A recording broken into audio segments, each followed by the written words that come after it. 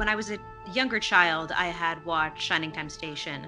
So I knew Mr. Conductor and, I know Dee Dee Khan and I knew all of that sort of cast of characters as well. So it felt very familiar to me. It was a really fun show to watch. By the time I got the script, I think I had grown out of it a little bit. I still had fond memories of it, but I think, I was 11 or 12 and thought that that was for younger kids.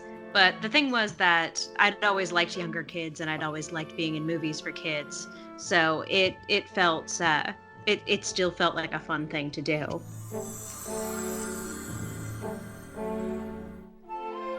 I think at that time I was probably taking time off from acting just to go to school and be a normal kid for a couple of years. I did that a lot when I was a kid. I think I thought that it would be fun to do a little bit of acting again, and especially one that sounded like it would be fun to do.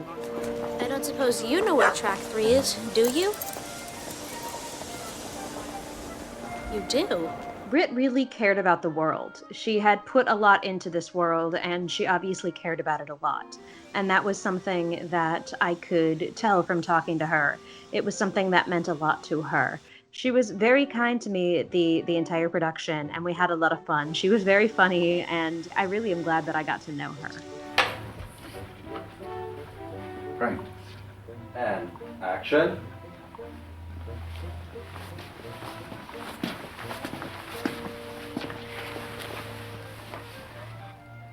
What is this place? Where's everyone? What have you brought me here for? Noise, crash. Light comes on. Light. I do not want to do this. I don't know how to do this. Who does Cuz think I am? Houdini? I think at that time in my life, I was probably a little bit cynical, the way that a lot of preteens and teenagers are.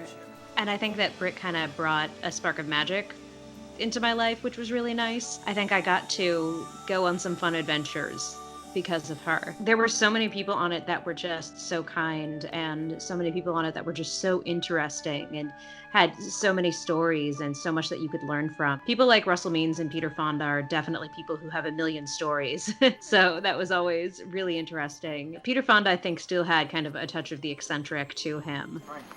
Action. See? Where'd you learn to do that? On my fire escape. Oh, hiya. I'm Patch. I'm Lily. Do you live around here? Yes, my mom and dad run the stables.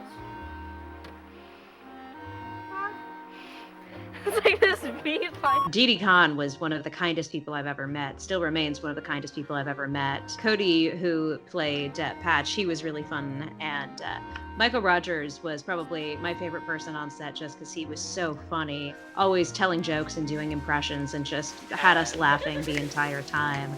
I will say that Alec Baldwin's voice for James was probably my favorite. He had a really great voice for James that was very, very funny. Junior? Misto, I've given up on seeing you again. What's blue, green, red and goes beep, beep? A parrot, and he means chirp chirp. Ah, trains, talking trains. I'm off to see them right now on the island of Soda, cousin.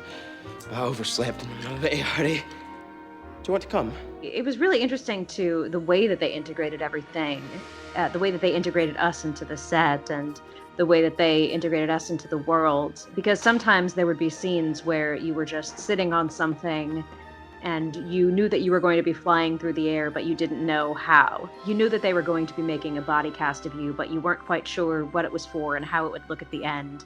And you just kind of had to trust, and you just kind of had to go with it. And then later on, you would get to sort of see how it really was. Or sometimes, you would be getting to ride with Thomas, but you wouldn't be. You would just be in this little set where people would be shaking it back and forth, and you just kind of had to use your imagination.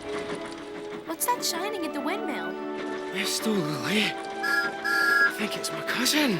I don't know, sometimes I wonder if I'd been a little bit younger or a little bit older when I'd filmed this, if maybe I would have taken the imagination part a little more seriously. And I kind of wish that I had, because there aren't many times in life to really be able to disappear into that kind of imagination. You're a really useful engine, Thomas.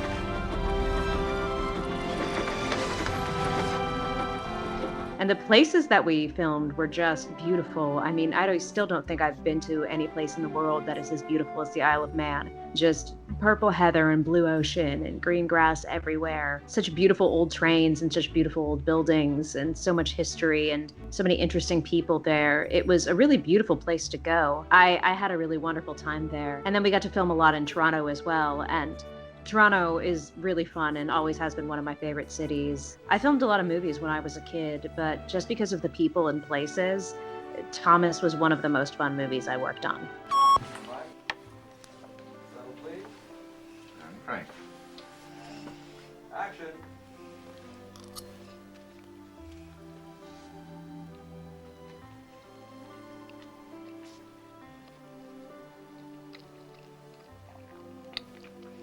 Don't you like photographs anymore, Grandpa?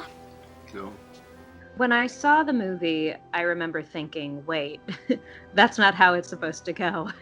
That's not what the plot is. And it felt strange to me that they made Diesel into this villain on the level of humans, because to me, I always felt like it made more sense to have the humans, you know, who are the ones building the trains and the ones building the railroads and railways, for them to be the ones that are the villains. And they took out so much of that, and that felt very strange to me. It took out this entire conflict, and they also cut down so much about my grandfather's character and his amount of loss and what he was, you know, feeling, and his regret and frustration and sadness, and so much of our relationship as well. And so watching the movie, I do remember being disappointed. I still was happy with how it had turned out, but I was disappointed with what they had cut and the way that it had gone. And I do remember feeling frustrated, like, hey, what happened to this? And there never really was any explanation for that. Hey, Mark only. Is that a dog I heard barking? Yeah, but he's gone now.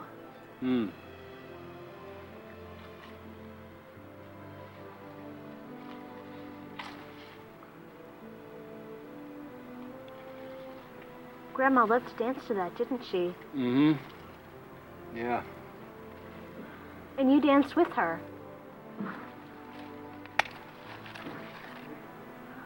I can't remember. I remember there was one scene where Junior, played by Michael Rogers, was supposed to get covered in chocolate milkshake because, you know, he's small and he's drinking a giant chocolate shake, and he drinks his summer sundae and he just gets completely covered in chocolate. And they could only do the shot, you know, 1 or 2 times, and he got completely covered from head to toe. And he didn't have a shower in his trailer, so he had to come in and use mine. And I remember coming into my trailer later and seeing like chocolate footprints, and then they ended up not using it. And Britt said she felt so terrible that she took Michael out to dinner to apologize. I think I promised you something. Here. Take some.